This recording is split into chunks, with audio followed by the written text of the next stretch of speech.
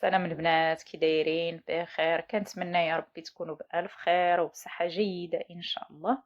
هنايا ان شاء الله في هذا الفيديو غنصايب معكم واحد الحليوة او دوز اتاي اللي كتجي رائعة وكتجي مقومة وكتجي مقرمشة. ها الشكل ديالها كما كتشوفوا معايا كتجي زوينة. هنايا عندي في المقادير عندي 125 غرام ديال الزبدة، يعني نص رابعة. انا استعملت هنا اللذة تكون بدرجة حرارة المطبخ.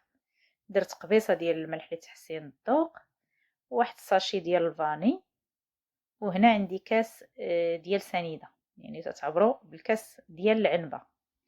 صافي، وهنايا كنبدا غدا وانا كندخل في ديك السنيدة مع الزبدة، كنخدمها واحد شوية حتى كتدخل معاها مزيان كما كتشوفوا معايا في الفيديو. هنا الا عندكم الهاشوار خدموا بالهاشوار، راه كتسهل عليكم. انا هنا راه خدمت معكم غير بيدي. صافي، هنايا بعد ما خدمت ديك السنيده مع الزبده غندير كاس ديال الزيت، يعني بنفس الكاس اللي عبرت به سنيده كنعبر به الزيت. صافي، هنايا غندخل ديك الزبده والسنيده مع الزيت مزيان وغنخدمهم حتى يوليو بحال شي كريمه. كتخدموهم مزيان، كنبقاو غاديين على هذا الشكل هكا. حنا كنخدمو تندخلو ديك الزبده والسنيده والزيت. ها هي صافي، شوفوا القوام ديالها كيفاش جا. هنايا غندير واحد جوج بيضات يكونوا غير صغار، ومعاهم واحد الصفر ديال داك الابيض اللي غنخليه للتزيين. ما بغيتوش يضيع ودرتو معاه. ديروا البيض يكون غير صغير، وإلا كان البيض كبير عندكم ديروا غير بيضه واحده باش تجيكم الحلوه ديالكم هشيشه وزوينه. صافي، هنايا غندير واحد الساشي ديال الفلو كراميل، اختياري. الا بغيتو ديروه يعني ما عندكمش يعني ماشي ضروري. هنا غندير واحد 50 غرام ولا 60 غرام ديال اللوز اللي شديتو ومسحتو وطحنتو مزيان. هنا قد ما كثرتو فيها شويه اللوز راه كتجي بنينه وزوينه. هنا يمكن لكم هاد اللي ما بغاش يدير اللوز يدير كاوكاو، يعني تيبقى لكم الاختيار، بغيتو تبدلو. هنايا درت واحد جوج معالق ديال النشا، لان النشا حتى هي كتخليها كتجي خفيفه وتجي رطيبه هشيشه. صافي، وهنا غنبدا نزيد الطحين على حسب الخليط، يعني غتهز لكم واحد نص كيلو وشويه. هنا غندير واحد الخماره ونص. صافي، كتبقاو غاديين هكا غير كتجمعوا بيدكم بشويه بشويه، يعني ما كدلكوش، لان كما كتعرفوا الحلوه ما كتبغيش تدلك، يعني غير كنجمعوها باش ما كتطلقش لينا الزيت وما تجمعش لينا في الفران. الا مشينا حتى دلكناها ولا فوتنا ليها في التخلاط راه كتجينا ما كتجيناش زوينه، كتجينا قاصحه وكتولي كتطلق الزيت، وتا في الحجم ديالها في الفران ما كيبقاش، ما كتجيش زوينه. صافي، كنبقى غادا على هذا الشكل هكا، وانا كنجمع غير بشويه بشويه، وخليو ليها العجينه ديالها رطيبه، يعني ما تقصحوش ليها العجينه ديالها.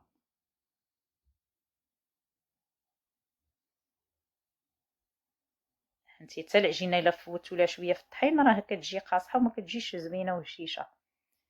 ها هي القوام ديالها كيفاش جات، العجينه ديالها كيفاش كتجي زوينه وكتجي مقومه.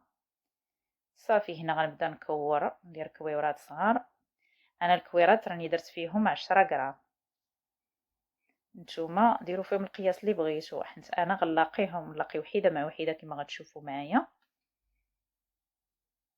كنبقى غادا هكا كنكور قيمه واحد 10 الحبات اولا 12 حبه باش ندوز معكم باش نوريكم التزيين ديالو.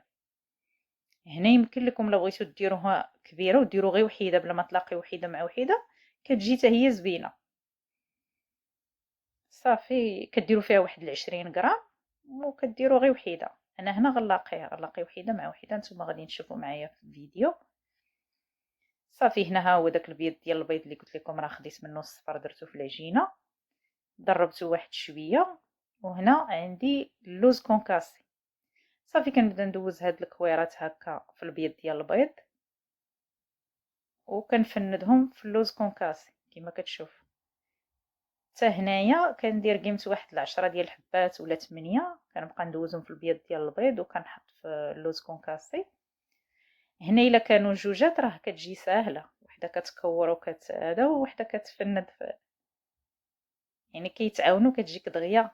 اما ملي تتكون غيد وحده راه ضروري خصك تكوري واحد القياس وتحطيه وتعاودي عاوتاني دوزيه في البيض ديال البيض، عاد دوزي عاوتاني باش دوزيه في اللوز كونكاسي. صافي كنبقى غادا هكا على هاد الشكل هكا. صافي دابا هنايا غنفندها في داك اللوز كونكاسي. هنا تبتوا لي هذاك اللوز كونكاسي، نتوما غتشوفوا معايا تبتوه مزيان باش ملي طيب ما يبقاش يطيح منها، حيت الا ما تبتوش غدا غير تبدا كطيب وكيبدا كيطيح ما كيبقاش شاد فيه. تبتوه مزيان صافي. وغنبقى غدا على هاد الشكل هكا حتى نعمر الطاوه. هنايا راني شعلت الفران باش يسخن، كتشعلوه غير لتحت وكتخليوه يسخن. صافي هنا غنبقى غادا هكا كما كتشوفوا معايا تبتو مزيان داك اللوز عليها، غير على واحد الجهه على الوجه ديالها.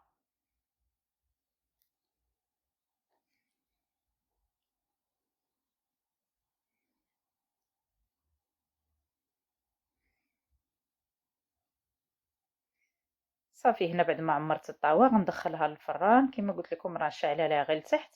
غنقاص عليها ونخليها طيب على خطراتها تحمر من التحت، عاد اما نهبطها لتحت تحمر من الفوق اولا نشعل عليها الفوق ونطفي عليها لتحت. صافي ها هي بعد ما طابت شوفوا تبارك الله كيفاش جات محمره وجات غزاله ومذهبه واخده اللون هو هذاك. خصكم ترخفوا عليها الفران باش تجيكم محمره حتى من الداخل. ها نتوما الشكل ديالها كيفاش جا، شوفوا جات خاويه كتبان لكم خاويه حتى من التحت ديالها، جات زوينه وخفيفه.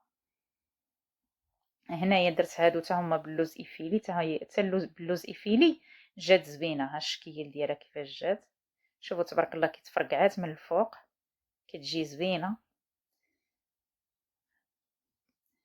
صافي وهنايا غندوز باش غنلاقيها بالكراميل.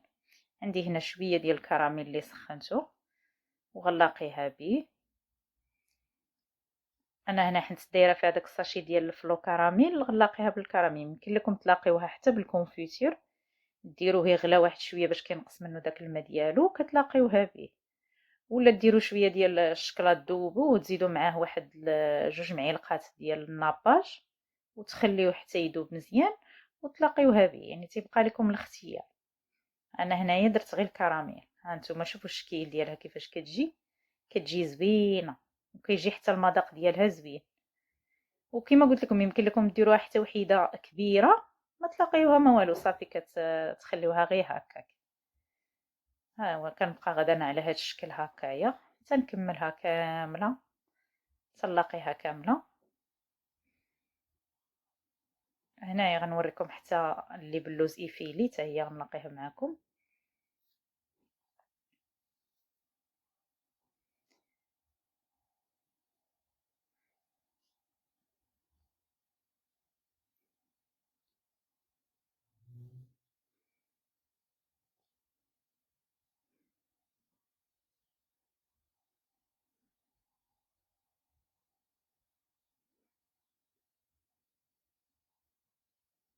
هنايا بعد ما كملت شوفوا تبارك الله كيفاش جات غزاله وجات زوينه، كتجي رائعه في المذاق ولا في الشكل ديالها.